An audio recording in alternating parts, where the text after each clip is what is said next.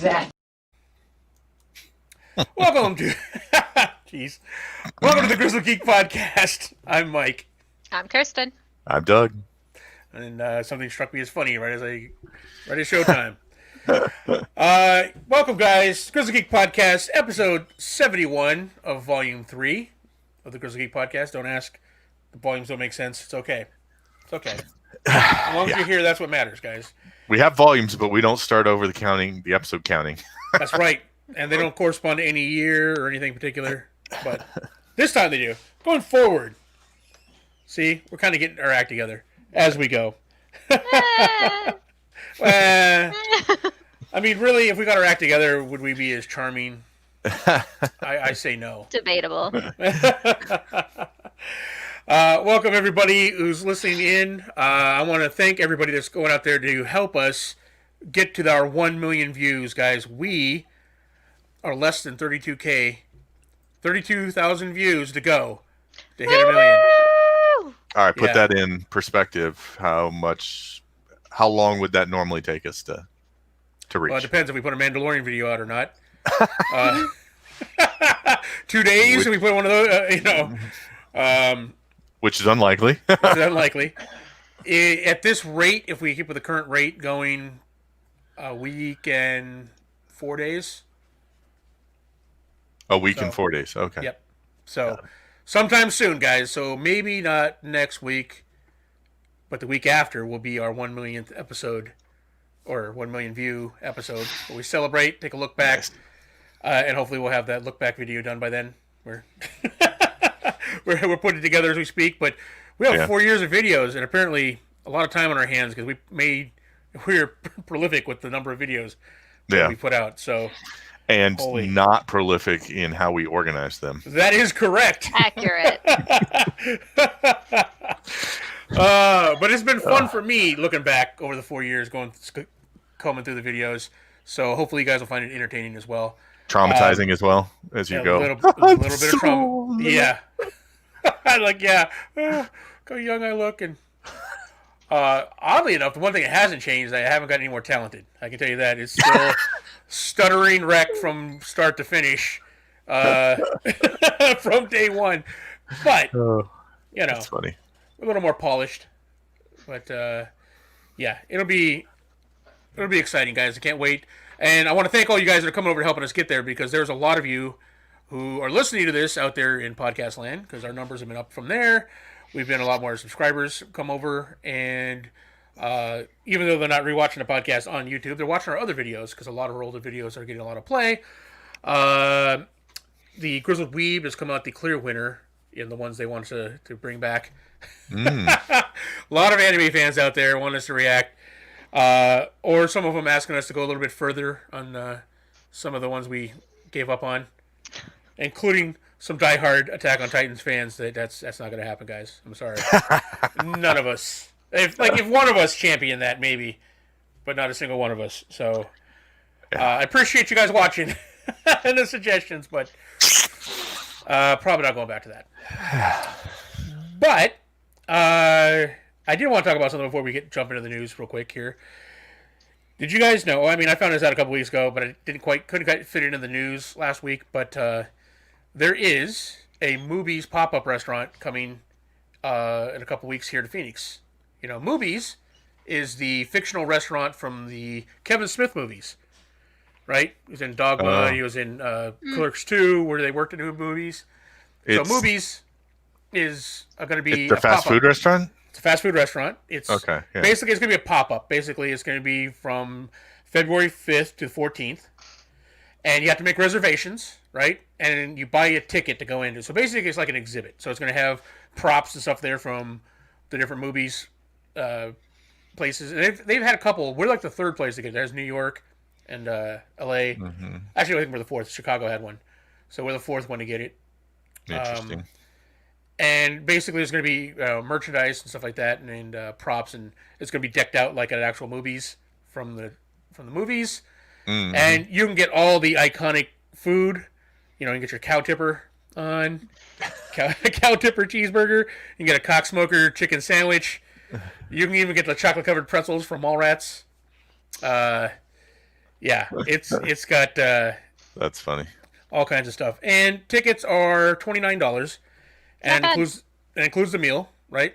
So you pay $29 for a ticket, and it's all to go. You can go in there, take pictures, buy merch, get your food in your little movies bag, and you go on. So basically, and I'm not fooling myself into not realizing, yeah, you're paying $30 to go buy merchandise, Yeah. but Yeah. because I mean, but still, it's exciting. Kind of like touch a little piece of Yeah. So when is this? February, Okay. February 5th through the 14th. Okay. And they're only letting so many people. You got to buy your ticket ahead of time, so you got to schedule to come in at a certain time and come through it. So they're only You letting tell so us many how people. it is, Mike. Yeah. Well, this is it. I'm like, well, it depends. If I have my vaccination by then, we'll see. I'm hoping. February 1st, we'll go find out. But yeah, it's I don't know. I'm kind of I know I shouldn't be excited about this because I mean it's just it's a pop up restaurant. It's basically an excuse to go buy merch. But Right. I don't know. Yeah.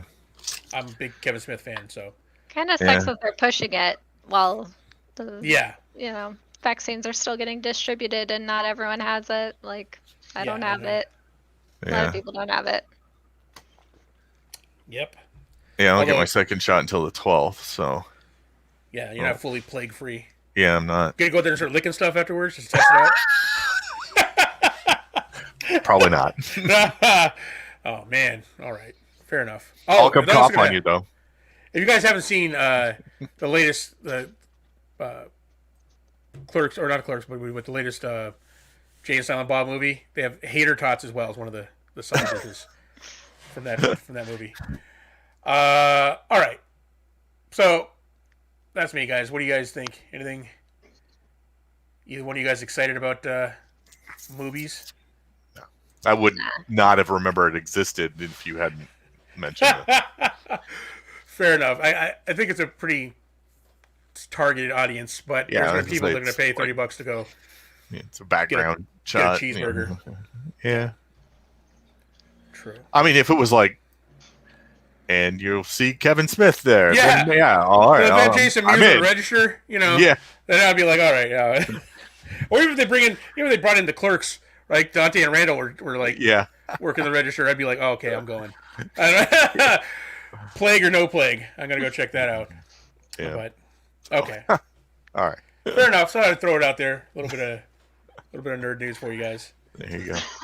So what have you guys been up to? Doug getting playing with COVID? Yeah. Well, yeah. Like I was telling you guys, my work location for the university I work for. Well, I work adjacent to the university.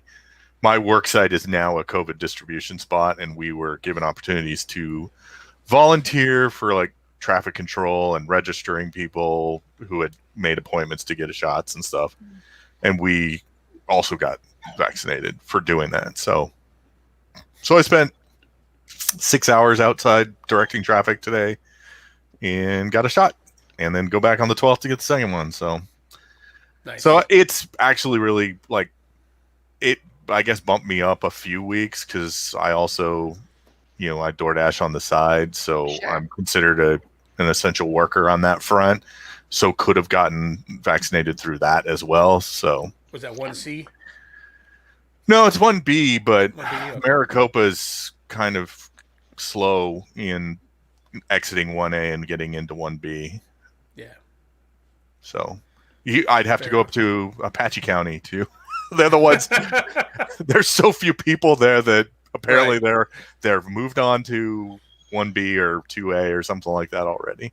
Yeah, I could get it earlier if I went up to the res, but the res is it's running like wildfire through the res. So it's like, do I want to step into the plague zone to get the cure? I don't know. Yeah, half the cure.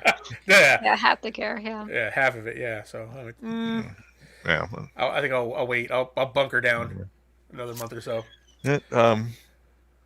Continuing to put together my Lumineth Realm Lords. These guys are pretty cool. But yeah, that's about it. I've been, I guess I can plug this here. I've also been filming for our second channel, The Grizzled War Master. I've got 2 videos up this week. Yep. I've got 2 more. Just need to be filmed and edited. I've got the script stuff done for them. Yeah. So my hope is that I will be getting out 2 videos a week on that channel going forward. Awesome. I'm planning on one a week. I got one up out there already. It's actually doing pretty well. Got a few. Actually, got like 10 subscribers based on those 3 videos we put up. So nice. Pretty nice for a channel we haven't touched in a year. Yeah. Yeah, so Grizzled War Master, go check it out, everybody. Go check it out. There's a link down below, if you're into miniature wargaming. Tabletop gaming. I've got 2 videos on Age of Sigmar, and Mike put up one for 40K. So, yep. All right, Kirsten, what about you? What have you been up to? Anything special, exciting? I'm plowing through My Hero Academia. Nice. On the last season that's available, so nice. I'm doing that. Wow. I caught up on WandaVision. You're one up on me and Doug. We have to film them afterwards. So for the first and only time, I'm sure. Telling you. Well, that's about it. Well, Doug, if only you could get that vaccine out quicker. If only we could roll it out faster, we might be able to save the movie industry. But as it is, we don't know, guys. So our top story, we got another round of movie delays. All right, so which we saw coming, right? Yeah. When they started saying March, we're like, okay, that's not happening. Mm-hmm. Right now we have the latest one's No Time to Die, the new James Bond movie, Daniel Craig's last one. It moves once again. It's now moved to October. All right, and in fact, Universal is pretty much staking claim of October. Because they have the Addams Family 2 is set for October 1st, and Edgar Wright's The Last Night in Soho it moved from April to October 22nd. So they got one in the beginning of October, middle of October, and the end of October now.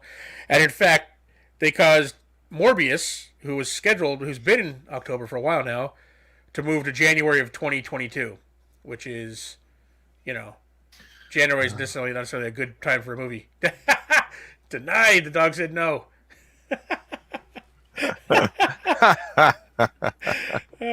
Oh wait, what? What's going on? Yeah. Nice. Exactly. So sorry. No problem. So Morbius is got moved, right? So I don't know which one didn't want to compete with.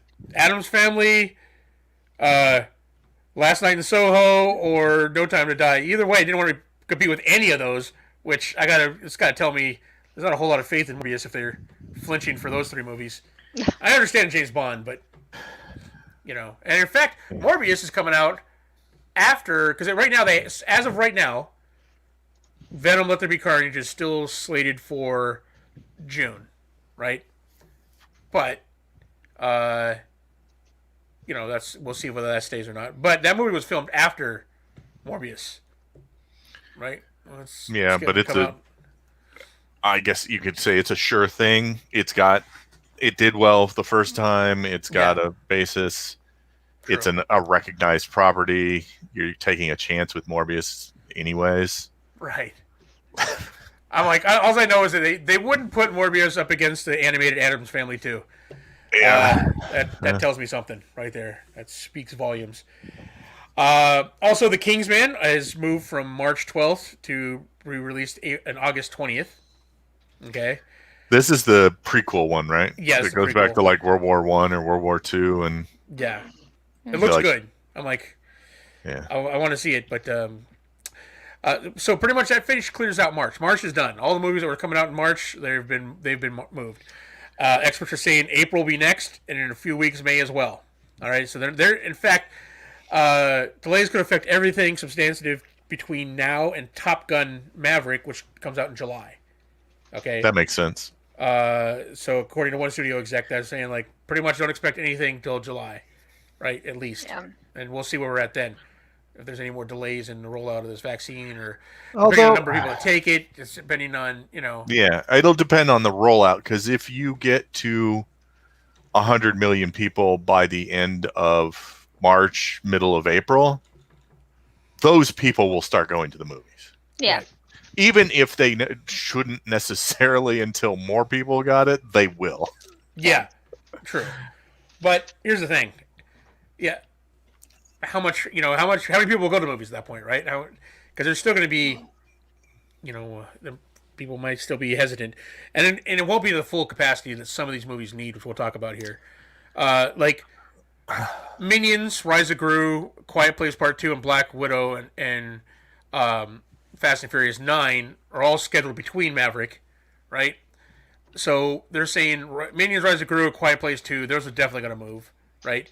Which leaves Black Widow and Fast and Furious 9. Now, on their own, these were both predicted to be billion-dollar movies, right?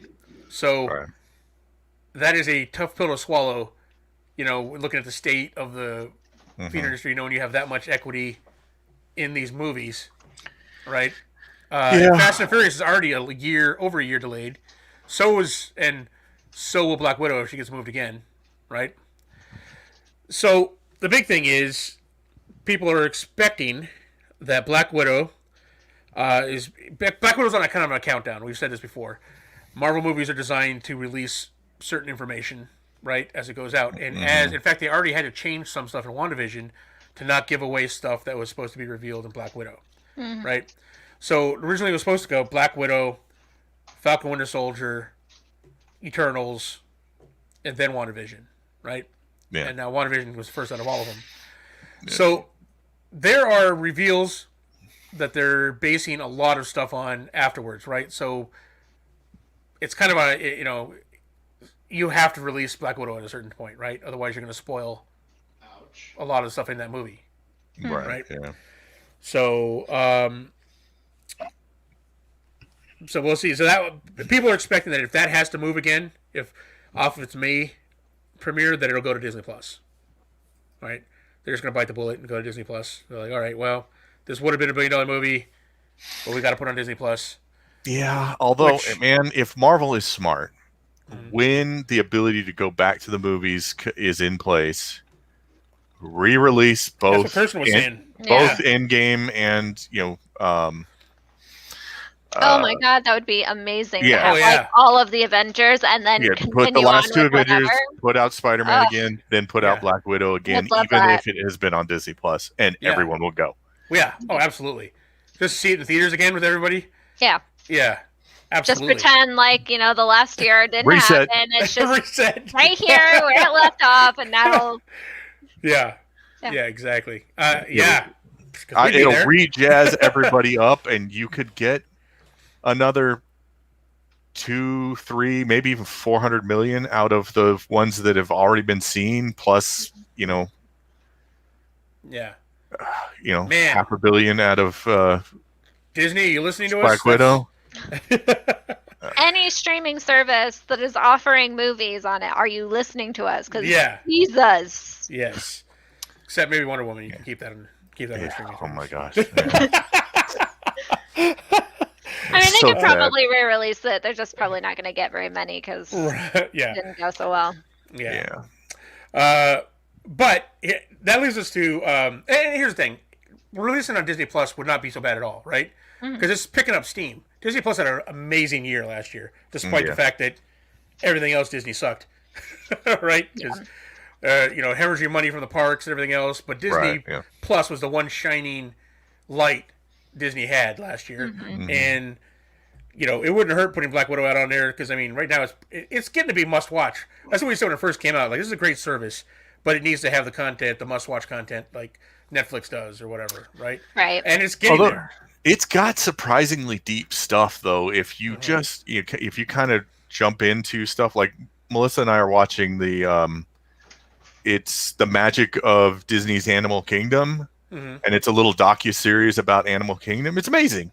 Yeah, it's there's great stuff on like 10 episodes that are like 38 to 45 minutes long, and it's great. See, that's the stuff you discover after you sign up. You sign up for Mandalorian and WandaVision and stuff like that, and then you find all that great stuff on there. You dig around deeper in it, you're like, oh, wow. There's like Pixar stories, which are little like 10-minute things about the people who make the Pixar movies. It's all really cool. That Marvel 616 series was great. Stuff like that. Series. Yep. So there's a lot of great stuff on there, a lot of original content that it's not getting the big, it's not major stuff. It's just it's the smaller. stuff that'll keep people there. It's Yep, like, oh, I watched the exactly. thing I really wanted to, but well, what else is? Oh, hey, this is cool. Oh, hey, this is cool. Yeah, exactly. Which leads us to Fast and Furious 9. F9, sadly, Universal only has HBO Max as an option, which they are, especially after the way Legendary Pictures was treated with, King Kong and Godzilla and Dune. Uh, they're kind of stuck. That is probably one of the, you know, outside of Marvel and Star Wars, one of the biggest franchises out there is the Fast and Furious series. Like it or not, you know, it's a huge franchise, and every single one of those movies is a blockbuster, right? Yeah. So that's a lot of equity held on there. They're already over a year from releasing it, and your only option, if it gets pushed back, is HBO Max. You got to start thinking a little long and hard about what you want to do there. Honestly, though, how many like diehard fans would be willing to pay for HBO Max just to watch that? It probably would be. The thing is not that. It's whether they get paid by HBO Max pays Universal for it, right? Right, right. Like, they what's it? The Godzilla versus King Kong. They cockblocked the $200 million offer from Netflix, and then Right. Told them like, oh well, because there's no way to prove the numbers Yeah. on those, so you can't say like, oh well, we don't know how many people. Really I'm just watch saying this. that Universal could have some leeway with HBO Max, right? Because it's such a big franchise, it'll pull in a lot of subscribers. Right. It would be smart of them to find a way to compromise to make Right. sure both parties. I mean, are they happy. could take it to like Netflix and get 200 million easy, but Oh, for sure. do you want to take 200 million for your $1 billion Yeah. possible earning movie? It's that's a rough. So what is the connection between Universal and Warner Brothers on this? They had first option on there. That's On distribution. Yeah. So they'd have to get out of contract with HBO Max and then negotiate with something else. At that point, I feel bad for F9. I'm like, I think they should hold out, right? Yeah. Because just hold out, put it in theaters, even if it's 2 years late. People will go see that movie. Yeah. Yeah, and stick it to Warner. Yeah. Say, exactly. hey, you're gonna mistreat the other studios and the production companies. Then screw you. Yeah. And in fact, remember when we were talking about how they're treating like all the directors and actors and everything like that? Christopher Nolan has already vowed he's not working with Warner Brothers anymore. Wow. Right?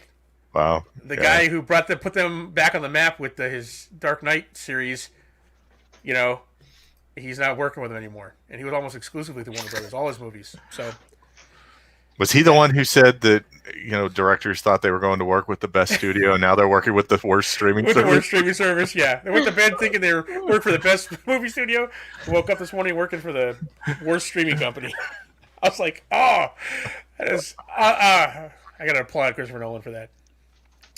But yeah, so I say and F9 is not like it's like Black Widow, who's like has to be released at a certain time, right? Right. You wait 2 years, put that movie out, and it's gonna make money. Yeah. So, my not to take my advice, but my advice would be wait, hold on to it. Don't take pittance for it now to get it out there. Yeah. But and then don't release it during plague year. Hey, give it a year. Hey, Charlie, how's it going? But yeah, those are the issues, guys. No movies, probably. Right now, no movies in March. Soon to be no movies in April. May and June, they're saying possibly up to July, up to Maverick. Yeah. So we'll see how it goes, but not looking good. Here's the thing, though. I don't know if this is similar for everyone else, but for me, like when a movie gets released to the theaters, if I don't see it before that movie is out of theaters, then I forget that it exists. So, like, if they decide to go ahead and put these out in theaters, like now when I or other people can't see it, the likelihood of them seeing it while it's in theaters, unlikely. The likely that they're going to remember it exists after it's out of theaters and no one's talking about it, unlikely. Yeah, exactly. Yeah. Yeah, I don't know. Yeah, unless it's your favorite creator or something like that. Right. It's one of those like accidentally finding like. Here's the thing, guys. We're already losing. I think they're down to one theater still operating in Tucson. Prescott lost its theater. Flagstaff's theater closed. You know what I mean? These are smaller towns. Mm-hmm. I don't Tucson's know. a big town, but it's, I'm still with Doug on this. I think that they'll be closed for now, and when things get back up, someone's going to come in and open them back up and make. They're going to get a real deal. Yep. They're going to get a deal on all the equipment. For I was sure. going to say, like, Doug, we could buy a theater in Prescott to be the I mean, you could Fire sale. fire sale. Yeah. show only Grizzled Geek episodes Oh yeah, just Grizzled Geek. and movies that you guys like I was just saying- specifically. There's a recipe for driving a theater into the ground. It's like clearly look at our podcast numbers. Clearly, people would rather hear us than look at us. I don't know if theater would be the way. But yeah, so hopefully, I feel bad for the current owners, right? Yeah. But Yeah. I mean they'll be back, but it's just sad to see. All right, Doug, what do we got next? This is an interesting one. Are we ready for D&D media again? No. If you'd have asked me a few years ago, I'd be like, no, for God's sake, no. Well, would this help, Kirsten? The likelihood of seeing Joe Manganiello in a D&D movie is 90%. That's If there was insane. a D&D You movie. don't have to pay him. You're just like, hey, you want to be in D&D? I don't know. I feel like he's become like a figurehead of D&D, so he's gonna like bank on it. So someone's gonna have to pay a pretty penny to get him in on it. Whether he maybe. be like part of direction or like actually in it, I don't know. You could use his D&D group as the cast, and it'd be awesome. He's already got the big show. He's got just the guys who play his game as your cast. And it'd be, Like, all right, this The guy's going to D&D do the movie music. is just his campaign. Isn't that The Rock did that, didn't he? There's a movie out there that oh no, Vin Diesel did. Vin Diesel, that's Yeah. right. Yeah. Yep, That's funny. his D and Diesel campaign got the. And it was awesome. Yeah. All right, So let's go over the actual what we're hearing here. There were 3 D&D films in the early 2000s. The first was even released in theaters, and they had varying degrees of success. I was so but- excited for that movie. Now D&D is more popular and mainstream than it has ever been. So our studio's willing to put an actual budget and talent into live action. A couple of weeks ago, it was announced a new movie starring Chris Pine was in production for a release in 2022. It is being directed by Jonathan Goldstein and John Francis Daly, and part of a proposed franchise, Mike in his spelling, proposed franchise Purpose from franchise. Hasbro Film Studio I wrote it right. E1. You're just reading it wrong. So I'll finish reading the points and then we can discuss. Okay. Now, as part of this franchise, Hasbro is building a series. Has now been an. Oh my God, Mike! Hey, The fact that Hasbro is I'm making a kind of working while I'm series doing this. is announced Yeah. from writer Derek Kolstad. Kolstad is a writer for the John Wick franchise and the Falcon and the Winter Soldier series, so he's got some chops. Yep. So far, no news on what the stories will be about or if any existing D&D realms will be used.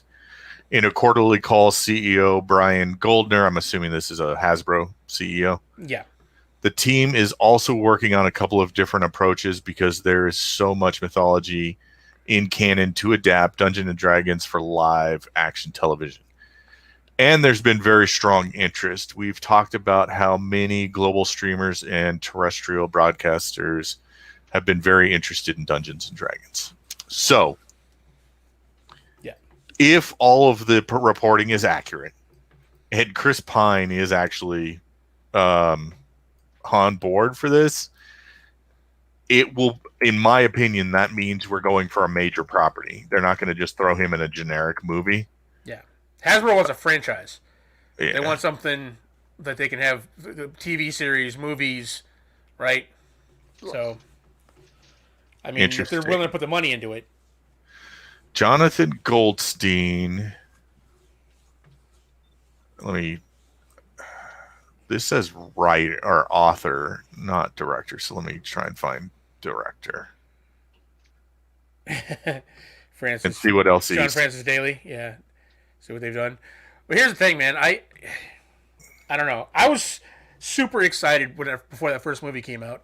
And I agree with Charlie Tango, Jeremy Irons' worst role. When Jeremy Irons is that bad of an actor, it's in that series, you're like, oh my god. It was. I think the only person that took that seriously was like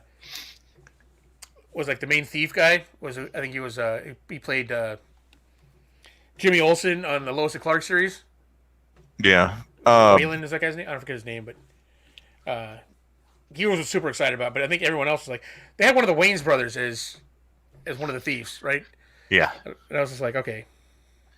So, they distracted a beholder by throwing a rock. That's all I'm gonna say. Yes. Yeah. So this guy has directed, it looks like, Vacation, which I'm not sure, 2015's Vacation, Game Night, Horrible Bosses, The Incredible Burt Wonderstone. It's all comedies. Oh, wait. Spider-Man Homecoming? He didn't direct it. Did he? No, I mean... No, he didn't direct couldn't it. have. Yeah. Oh, and then he's actually attached to Dungeons & Dragons 2022 in the online, so... And then what's the other one? Stuber? Okay. Okay. I heard that was... I have not gotten around to seeing Stuber, but... No, Michael Douse was the... So I'm not sure why this guy is listed with these movies. I don't know. This is all from the Hasbro site, so I don't know what the... So, anyways. But, yeah, the big thing to me is if you get somebody like Chris Pine, you're going to want a big role for him. So does that mean we're going Forgotten Realms? You almost either have to come up with a unique world or Forgotten Realms. You can't... I don't think you can do Dragonlance. Can't do Dragonlance? I mean, you could do it as a series. I don't think you do it as a movie, because the problem with doing Dragonlance is you're doing that only to see actors play out the parts that for a story you already know. Whereas you put something in the Forgotten Realms, there's all kinds of stuff to background, but you've got a wide canvas to do whatever you want. Right. There's, in Dragonlance, the story's already told. Side stories don't matter for that world. Or you can go over the top high magic and go Greyhawk. Crazy. But yeah, I think Forgotten Realms makes the most sense if they're going to use one of the actual Charlie Tango with the ideas. Now you're putting ideas in my head that I didn't have before, but now I'm like, all right, so here's the thing. My opinion, and I've already pitched this already, was instead of using one of the different realms for D&D, right? Instead of that, taking a page from the cartoon series, right? The only successful D&D property so far, right? And not necessarily, but I mean, just have along the storylines of like gamers getting pulled into that world, right? Yeah. Pulled into a world. And have them, so we have our world's perspective on it. And I'm not saying they need to do the cartoon, although that would be awesome. That would be awesome. I mean, you don't have to have those characters, but I'd be down for that. But that concept, I think, is because you're tying this into a game, right? Yeah. So yeah, that takes it to that next level, right? It takes it from the tabletop into the. But that works better as a series than a movie. True. Well, they're talking about a series, right? Right. Well, there's Yeah. The Chris Pine is a movie. The Chris Pine thing's a movie, and then they're also talking about a series, kind of probably linked to that. Yeah. Building a whole D&D franchise. Sure. Whether that, the question here is, do you want a connected world franchise where the movies and the series and everything are related to each other, or Personally, just a D&D Here's the thing. franchise that does all kinds of different stories all over the place? Here's the problem with the industry right now is that everybody is a Marvel and Disney follower, right? Mm-hmm. They want that success, right? So I think that they want, when they think franchise, now they're thinking more along the line, especially with the way this year's gone, with streaming being the future. I think they're going to want to have everything tied in together, just like Marvel does, right? The Marvel TV series tied directly into the movies, right? And vice versa. Yeah. I think, whether we want it or not, I think that is the way that they're thinking. I think if you're Hasbro, I think that's what you're thinking, right? That you have a franchise, I want it all tied in together. I want people to go to the theaters and see our movies and then come watch our shows on whatever service is on, right? Is no one going to talk about the fact that Hasbro is the one who has this? Like, well, Hasbro's got a lot want of to fucking vomit, to be honest. Like, what have they done right? Transformers? No. Battleship? No. G.I. Joe? Maybe a little bit, but really no. But no, yeah. True. I'll hold judgment for the Snake Eyes movie. Yeah. We'll see what they... Yeah. Well, this is before all those other movies. The difference is, and I'm not saying that they're going to get it right. I'm saying the difference is all those other movies were licensed out to different studios. This is, they finally like, okay, we're tired of the people screwing us up. We want to do it ourselves. So they pulled a Marvel, and that's why they formed the Hasbro E1 studio, right? Gotcha. So dedicated strictly to doing their properties, right? But it's still Hasbro. They're still Hasbro. Friendly. Like, they are known to be family friendly for whatever they're doing. It's not going to be gritty cool. It's going to be, look at this adventure. We're going places. We're going places. Yeah, exactly. I here's the thing. The other D&D movies were so bad, I can't get excited about this, even with Chris Pine aboard, yet. I'm going to be, I don't even say cautiously optimistic. I will, we'll see what happens, right? If they are willing to go as far as the Lord of the Rings, I think they can, and they are willing to find someone to be a Kevin Feige and let them run it. If you want to be Disney, you got to play the game like Disney, which nobody is doing. Everybody wants to be Disney, but they're not willing to put in the work and the faith and find the creative hand to control everything to be Disney. So unless that happens, then I'm also a little concerned about it not resembling the D&D that I know, right? So I don't want a D&D. I don't want a movie where they got like drow and orcs or good people, just a regular. Oh, they are. They're gonna highlight that. There's like one party member's a drow, one's an orc, which is fine. If they were just one member of the party, that's fine. I'm fine with that.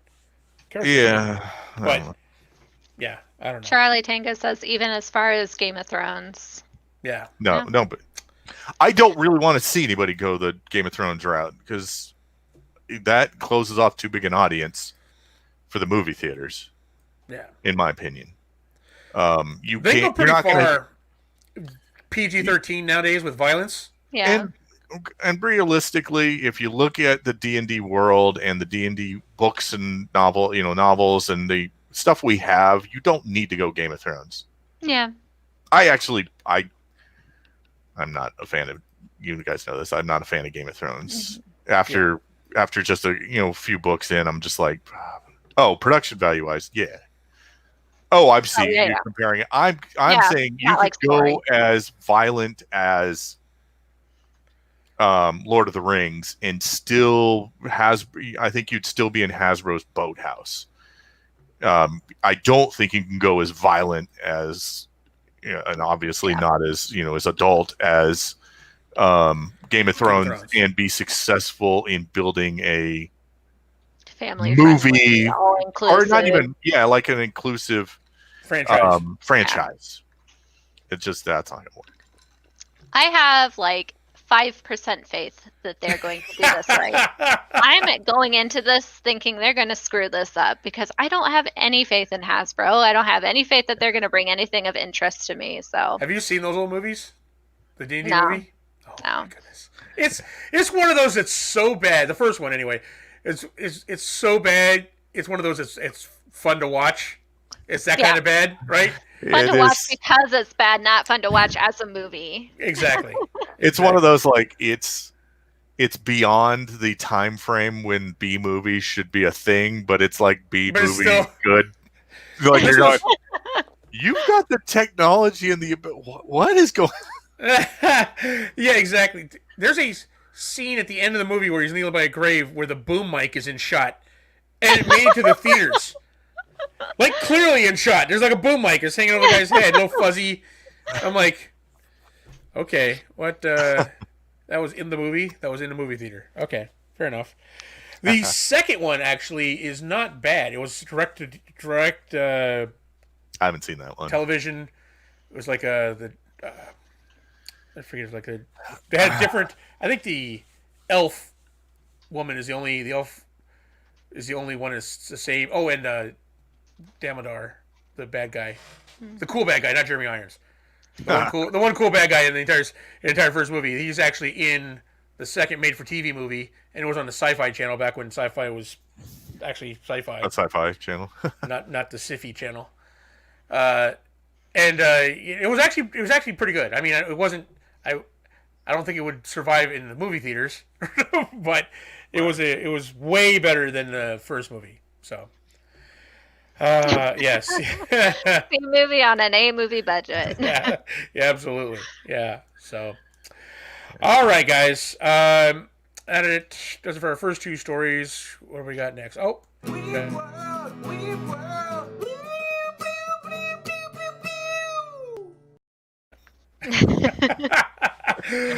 Every that's right, time folks. every time I hear that, I wish I had been in the studio when James was recording the dialogue or the sound for that. Oh, yeah. But apparently it took him multiple tries too, so I want to hear the outtakes for that one. All right. All right. It's that time of the year where we get to hear what Crunchyroll thinks is the top anime.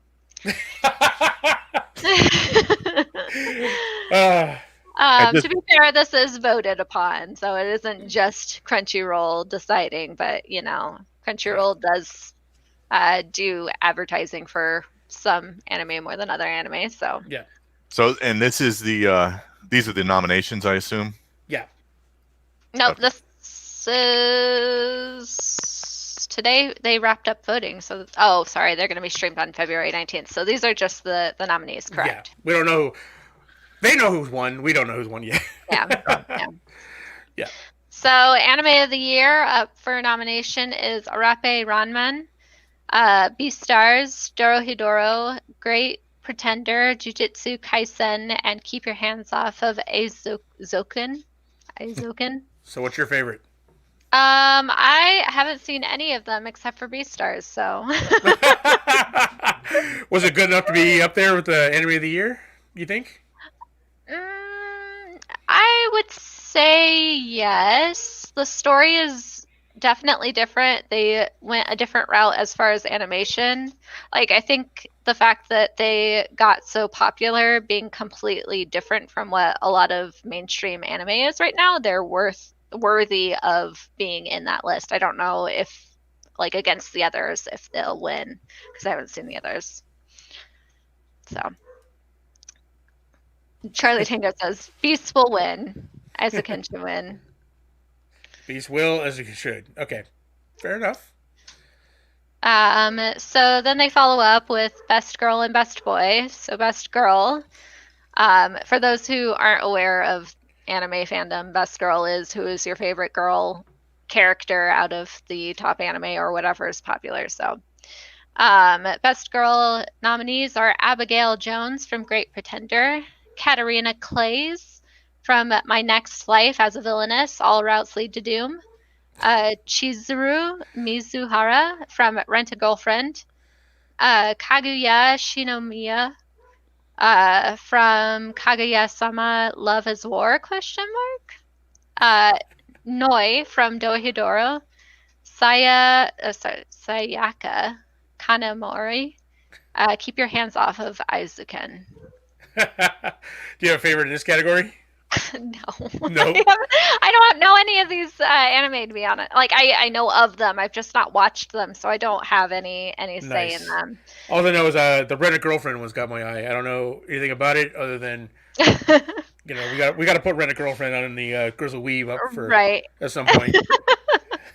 We'll have to try. I try to get a good Oh, see, you try to tangle with me. I try to get a good balance between old and new, because as awesome as the new stuff is, it's the old stuff that built us to where we are right now. Yeah. So I want to get you guys at least enough of a background where we can look at the new stuff and be like, wow, this is where we've come. Yes. Or this is where we are. All right, so on to Best Boy, and I'm so sorry. My anime repertoire has been catching up for the last 5 years, so I am sorry I don't have much of a say in any of these. Best Boy is Anos Voldigode, the misfit of the Demon King Academy, history's strongest Demon King reincarnate. This goes reincarnates and goes to school with his descendants. I love these translated titles. It's not even that it's translated. This is a thing, and it irks the hell out of me. It's that animes, in order to become distinguished amongst all of the anime that is coming out, they're trying to get long title. Yeah. Either a name that's so long that you'll remember it, or a name that's so out of left field that you're like, oh, I'll remember that. Rent a Girlfriend. And Rant came in from Dorohedoro, Kun Aguero, Agnes, Tower of God, Legoshi from Beastars, Satoru Gojo from Jujutsu Kaisen, and Shoyo Hinata from Hikayu. I know, don't come after me. I know the I just don't know how to say it to the top. Is that the mountain climbing one Shane's watching? No, Hikayu is the volleyball one. Oh, okay, got it. Sports anime is one that gets me. I'm like, he's watching one about, I was like, mountain climbing or something. She should win, says. I was like, okay. He's like, you gotta check this out. I'm like, no. No. He's like, I don't need to. Yeah, I really don't. So far, I like Ruby that he showed me, and after that, I'm like, okay. Do they fight the Yeti? Is there climbing gear weapons? I mean, yeah, no, none of that. Nope, then never mind. Some of the other categories that they're going over is best protagonist, best antagonist, best animation, best fight scene, best score, best director, best character design, best couple, best fantasy, best drama, best comedy, best opening and closing, best voice acting performance, both in Japanese and English. Haiku. Okay. Thank you, Charlie. So. All right. Well, that's a. So, are there any other? Is this pretty much the only anime awards, or is there? This is the only one that I know is pretty big, and it's just because it's a streaming service that's, the front head. I am curious to see if Netflix will do something similar, or Hulu, because they both have really emerged as far as showing off anime and having their own anime to produce. So I'm curious to see if they'll ever have something like this. Kind of like the Golden Globes or something similar, yeah, but something for kind anime. of. Yeah. Because I know it's Crunchyroll, but Try to Tango says it's the only one in the U.S., but Japan has their own. Yeah, which makes sense. Seems how their top grossing movies of all time are all anime. But yeah. So you look at their top 10 highest grossing of all time, it's like, anime, in-game, anime. All right. Fair enough. So, Well, that is it for our main stories, guys. So you know what that means. It's Nerd Nugget time. Nerd nuggets. That's right. Our smaller stories, our geek bites, our little special stories, just big enough for dipping sauce. And I'll start off with HBO is developing more Game of Thrones prequels. Uh, do I remember? Am I remembering this right? Didn't they have one like about the Targaryens that was almost in production? That they actually had. They actually saw like the actors in costume and a whole bit. There's some we had promos. pictures, and Yeah, there pictures. was like even a video floating around. Yeah, and it was canceled, right? Yep.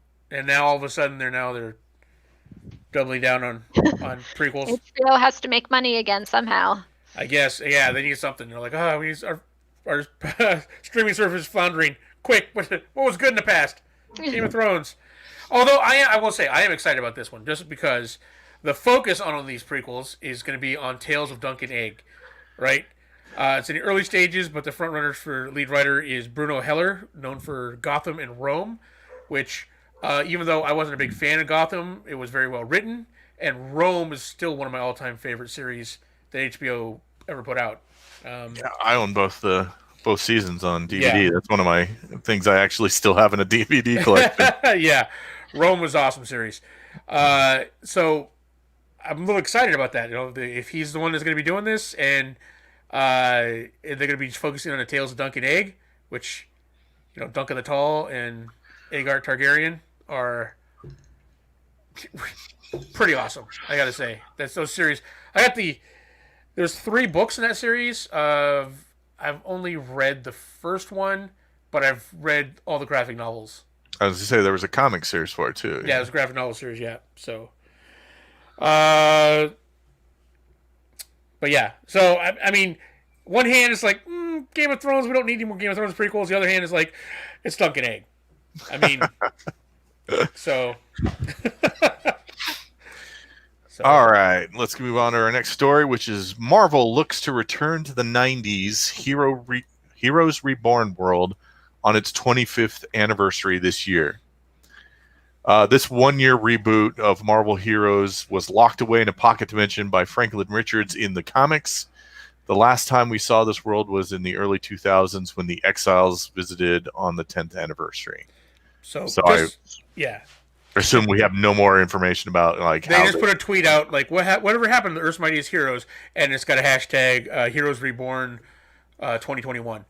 So here, for those who don't know, and this is Marvel Comics, not Marvel Studios. Marvel Comics, yeah. Back in the 90s, they did a Heroes Reborn. Basically, they had this big series where like Onslaught, this big badass bad guy, was like a combination of Professor X and Magneto, pretty much wiped out everybody. And so they basically wanted to reboot the Marvel heroes, bringing them into the modern age, right? So, like Captain America would fought in the Gulf War instead of, World War II and that kind of thing, right? And they brought in a whole bunch of artists and talent that jumped ship to form Image. So they brought some of these guys back from Image, so to draw and write these, and it lasted about a year before they had to correct it. It was pretty bad. It was, in fact, it's like some of Rob Liefeld's worst. Whenever you hear about Rob Liefeld being a bad artist, this is like some of his worst art right here. Right, his Captain America was pretty horrific. So, I mean, I can't. I don't know why they'd want to revisit this. But apparently they didn't get rid of it. They just basically had Franklin Richards basically lock it away. So Franklin Richards is Reed Richards' son, who's like one of the most powerful. He's the most powerful person in the Marvel universe. Is that correct, Doug? Or was anyway? Was that? I'm muted. Sorry. Yeah, he's pretty much the most powerful character out there. He's his ability to alter reality is crazy. If you read the newest Secret Wars. I don't think it had anything other than that name wise. Oh, there you go. I was trying to find that for you. Yeah, words he cannot has describe how bad this is. You have to see it to believe it. Galactus is his herald in like the future. Yeah. I think this might have been the inspiration for the new Marvel game. Really? Is it that kind of dimension? Look Yeah. at that. Look at that shelf of a chest he's got there. Yeah. I'm like, that is amazing.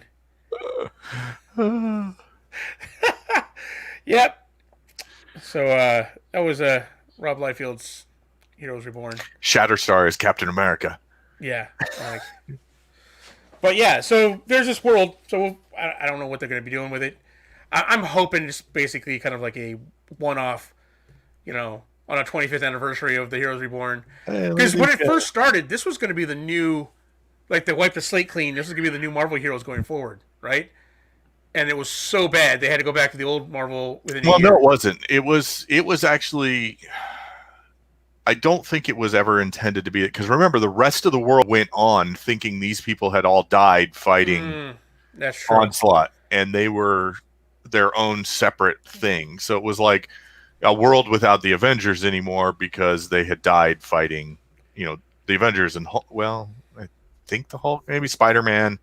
I forget who all was involved in it, but all of these, big top tier heroes had died fighting Onslaught, so the world was without them, and so the rest of the comics went on without them, and then they did their thing over here. So yeah, I don't know. For a year, they had their own little thing. Yeah, I don't know. I'm going to say it's not Heroes Reborn unless they bring Rob Liefeld back to draw Captain America. So if Rob Liefeld's not drawing it, I'm not interested. So, all right, Kirsten, what do we got coming up? Oh, you're muted as well. Sorry.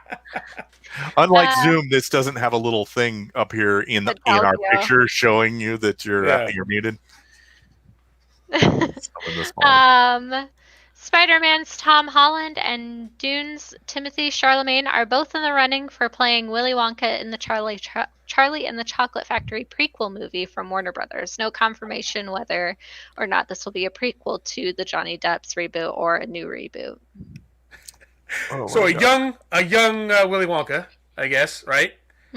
How it's Willy Wonka and how he enslaved the Oompa Loompas. How he enslaved the Oompa Loompas, right?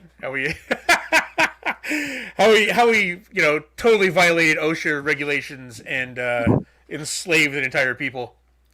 do we need this? I think that this could be really interesting.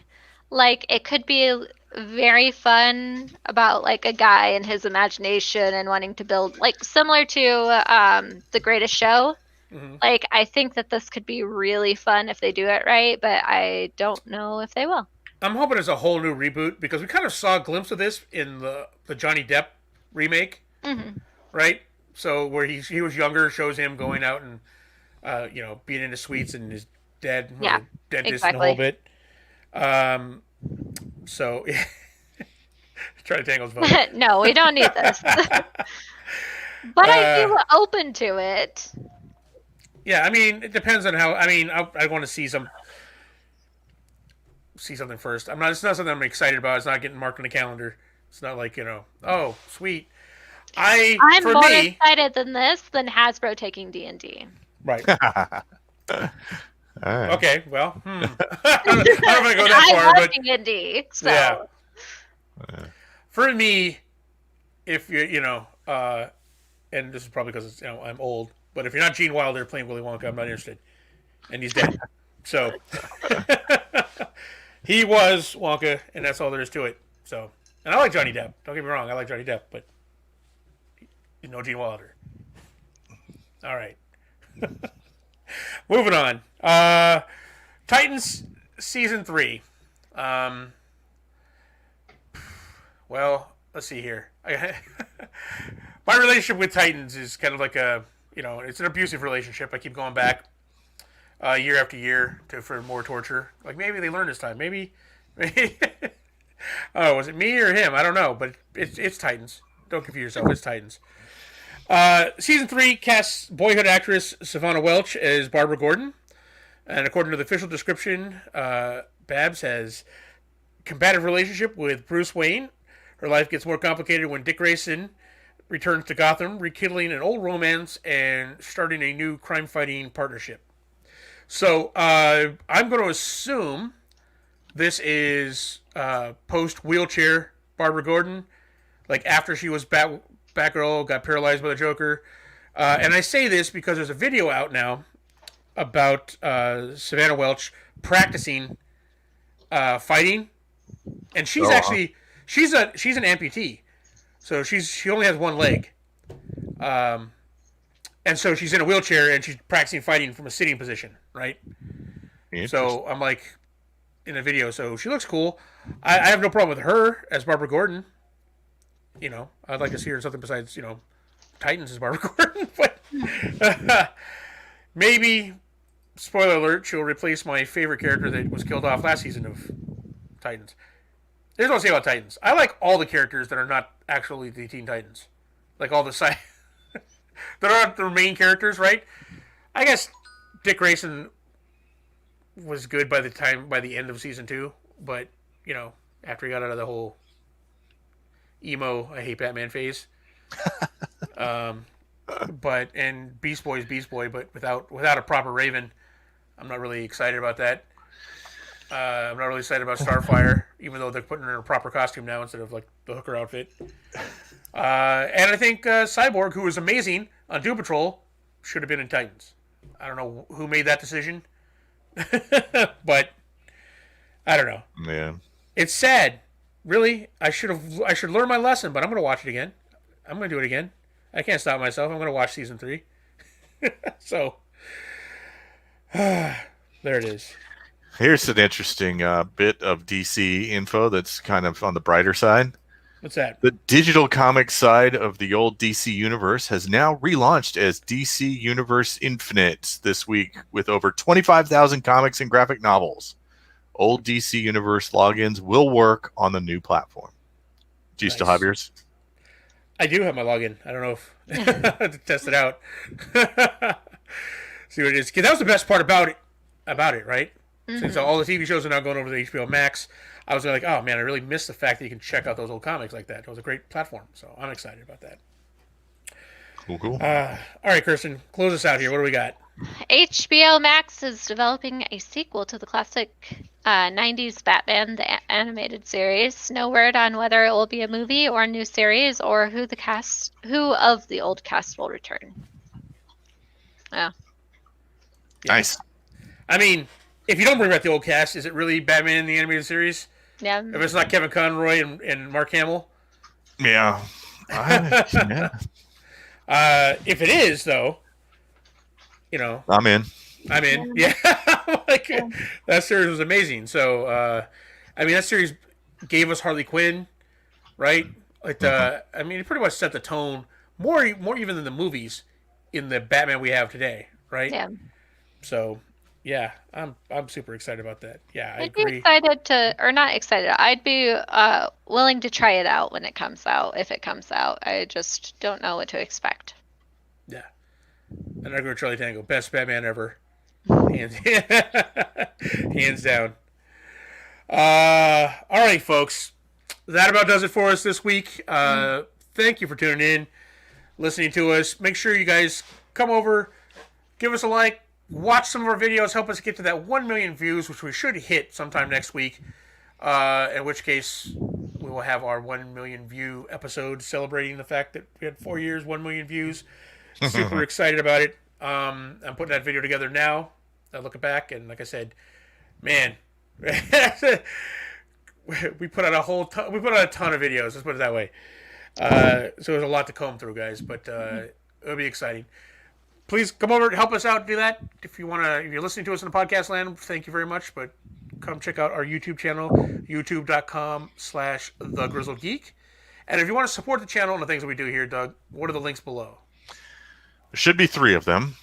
One is to our Teespring store where you can get cool merch like we're wearing in the background there. 2, and Mike's actually wearing one. Woohoo! Yeah. 2, You can check out our Patreon where we've put up our. I don't know what we're putting up on there right now. It was our Mandalorian full. Are we doing stuff for Scarlet Witch? Yeah, WandaVision. Yeah, we have. WandaVision in there, I haven't put it up yet, but we have our uncut. like the uncut versions of them. Yeah. And when we get back to Ruby, there'll be some extra Ruby stuff on there. Yep. But and then finally, what's really easy to do to support us during this, the plague times is click that Amazon affiliate link before you do your Amazon shopping. We'll get a small kickback and it won't cost you anything extra. That's right. Some of that Bezos money. Mm-hmm. All right, guys. Thank you very much. We appreciate it. We'll see you again next week. Same bad time. Well, I can't use that. That's copyrighted. We'll see you next Friday, guys. Thank you very much. Thanks.